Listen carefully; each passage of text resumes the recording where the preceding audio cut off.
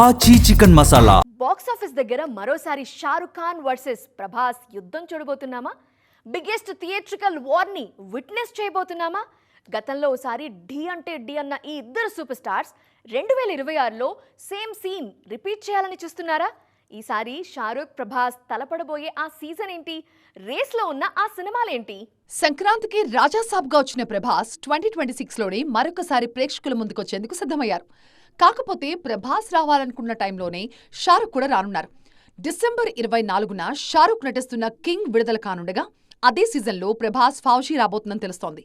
దసరా నుంచి ఈ cinema డిసెంబర్కి shift అయినట్లుగా ప్రచారం జరుగుతోంది. ప్రభాస్ షారుఖ్ ఫైట్ ఇదే ఫస్ట్ టైమేం కాదు.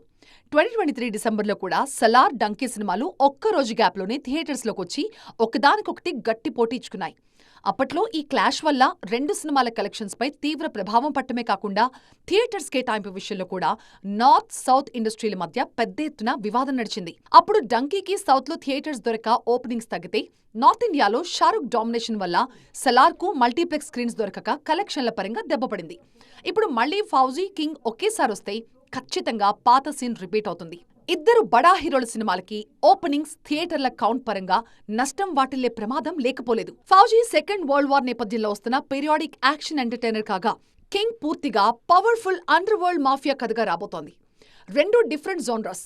ఒకవేళ నిజంగా ఈ రెండు పాన్ ఇండియన్ సినిమాలు ఒకేసారి బరిలోకి దిగితే మాత్రం ఈ క్లాష్ ఎపిక్ క్లాష్ అవుతుందని నమ్ముతున్నారు ఫ్యాన్స్.